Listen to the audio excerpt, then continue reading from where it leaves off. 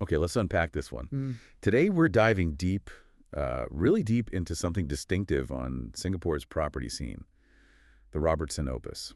Yeah, it's certainly been generating some interest. Definitely. This isn't, just another luxury launch. It's that highly anticipated mixed-use project. Right in the heart of District 9, Robertson Quay, Yeah. prime spot. Exactly. So our mission today, as always, is to sift through all the research, pull out the key insights, and really help you understand what makes this deep dive well worth your time. And I think the first thing that really jumps out from the sources is just how unique it is. We're talking a 999-year leasehold. Wow. So essentially near freehold ownership. Pretty much, yeah. In a market where, 99-year leases are the norm. That's a massive point right there. And it's not just built from scratch. No, it's actually redevelopment. Remember Robertson Walk? Oh, yeah, the well-loved spot. Exactly. So they're aiming to blend that sort of heritage feel, that nostalgia, with, ultra-modern luxury. We've looked at everything: location, design, the unit details, and of course the investment angle, trying to give you the full picture. Okay, good. So let's kick things off with location then. Robertson Quay. It has a certain vibe. The Wow. sources call it unbeatable. What does that actually mean for someone living there day to day? Well, it means fantastic connectivity for a start. You're literally, a 4 or 5 minute walk from Fort Canning MRT. That's a downtown line. Okay, pretty close. Yeah. And then Clark Quay MRT is also maybe a 10 minutes walk. So that opens up even more options across the island. And for drivers. Really easy access to the major expressways, CTE, AYE, they're right there. So getting to the CBD or Orchard Road, that's just a quick 5, maybe 10-minute drive. Super seamless. Okay, so getting around is easy. What about just living there? The daily stuff, the lifestyle perks, what did the sources highlight? Oh, the food scene is incredible. Yeah. Robertson Quay, Clark Quay, Boat Quay. It's all packed. Right. The sources even pointed out, get this, 5 Michelin-starred restaurants just along Mohammed Sultan Road. 5. Within walking distance. A 5-minute walk. The Var, Meta, Jag, Larui, Asora. It's amazing. But it's not just fancy stuff. Loads of casual places. Hawker food, too. And shopping. Groceries. Yep, UE Square is nearby, Great World City too. You've got cold storage, NTUC fair price, all very convenient. What about families? Anything specific? Ah, yes, River Valley Primary School. It's within 1 kilometer. Okay, that's a big one in Singapore. Huge draw. Absolutely. That within 1 kilometer is gold for parents. Yeah. And if you like green space, Fort Canning Park is just across the river, like having a giant park for a backyard. So zooming out a bit, Mm-hmm. how does this project fit into the bigger picture for Robertson Quay? Is the area itself changing? Yeah, that's actually a really important point. It ties into the government's wider rejuvenation plans for the whole Singapore River planning area. So Robertson Quay, Clark Quay, Boat Quay, all of it.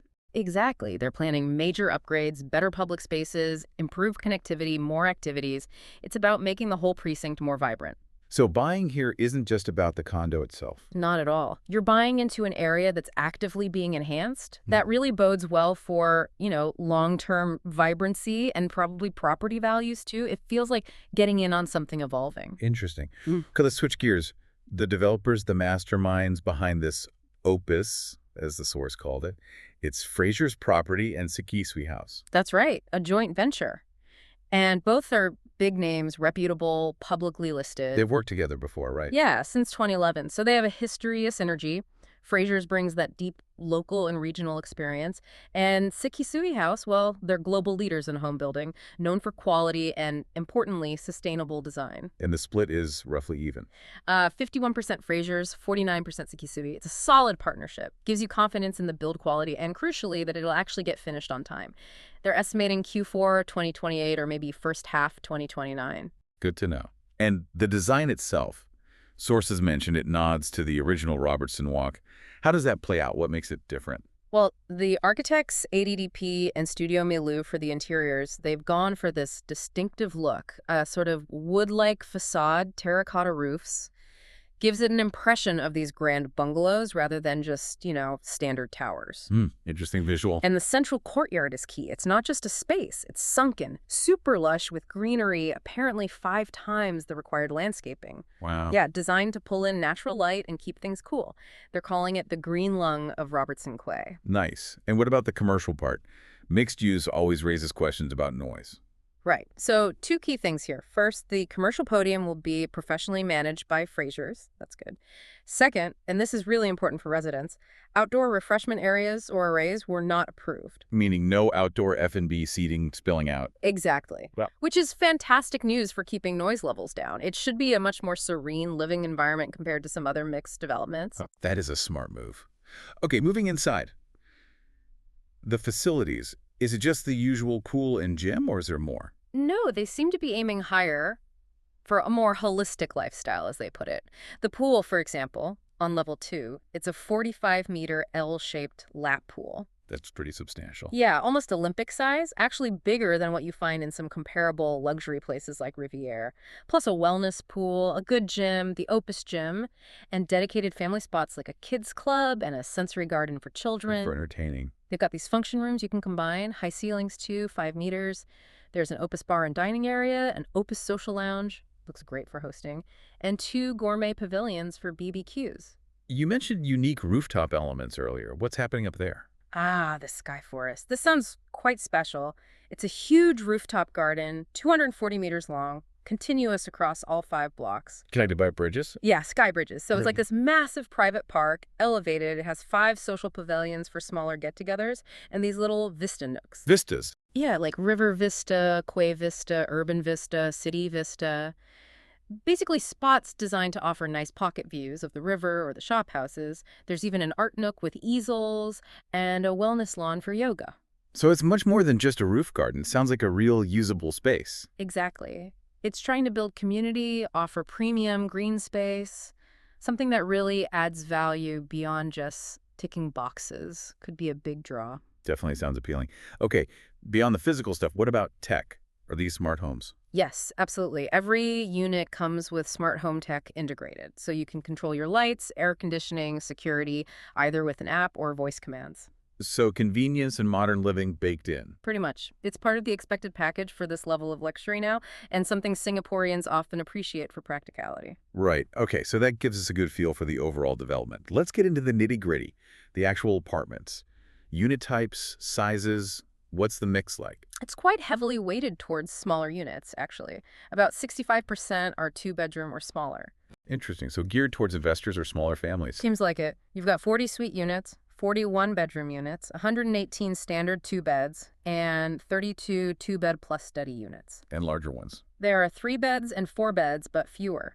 Only 9 4-bedroom premium units in total, so those are quite limited. Let's talk about those smallest ones, the Right. suites versus the one-bedrooms. What's the key difference, and does the price jump make sense? Good question, especially if you're thinking investment. Suites are 431 square feet, starting around $1.37 million. The one-bedrooms are a bit bigger, 495 square feet, starting from $1.58 million. So about 64 square feet more for roughly $200,000 extra. Exactly. The main layout difference is the one bed has a proper wall separating the living room and bedroom, which some might prefer for living in, but for rental yield, that extra $200 K might not translate proportionally. The suite could be, the more efficient investment choice. Hmm. Oh, and an interesting detail, those smaller units, the suites and one beds in Block 15, they get a higher ceiling height, 3.225 meters. Oh, that makes a difference in smaller spaces. A big difference, makes them feel much more airy and spacious than the square footage suggests. It's a nice premium touch. And the bigger units, the premium ones in the Legacy Collection, what makes them stand out? Right, the 3-bed premium, 11,152 Ascarium Pisti, and the 4-bed premium, 1,539 Scarium Pisti. These are in Block 9, the Legacy block. They definitely have upgraded finishes. Like what?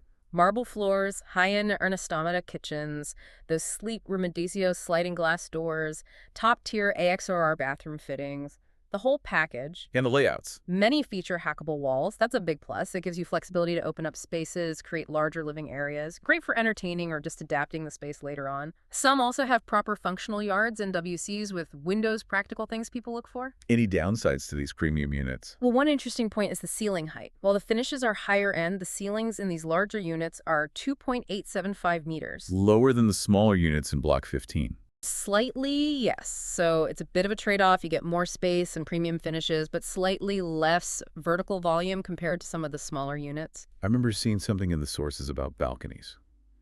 a feature some people didn't like. Ah, yes. The master bedroom balconies in some of the larger units. There's definitely a sentiment among some buyers, reflected in the research, that these can feel like, well, wasted space. Rather than a luxury feature? Yeah, some see it as paying a premium for floor area they won't really use much, preferring that space be integrated into the internal living area. It just shows how subjective these design choices can be for different buyers. True. Okay, let's talk money. The big question. Pricing. What are the estimates, and how does it compare? The average price per square foot, or PSF, is estimated around $3,149.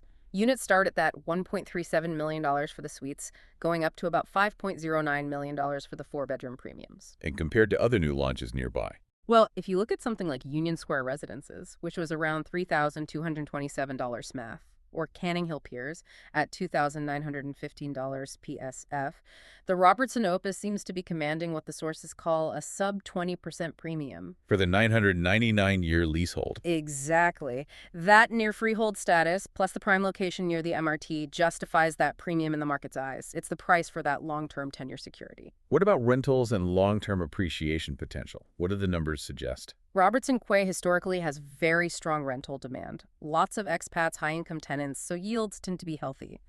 Being brand new with integrated retail, the Robertson Opus should be able to command pretty premium rents. And appreciation, especially for those larger units you mentioned, are scarce. Yeah, that scarcity point is interesting. The research showed very few larger 3-bed and 4-bed units available for resale in comparable developments nearby, like only around 3% were listed. Implying strong demand from owner-occupiers. Exactly, a strong natural demand for those larger family-sized units. That could definitely support price appreciation for those specific unit types over the long term. But what about that exit score mentioned in the sources? It apparently ranked last among some popular developments. That sounds a bit worrying, doesn't it?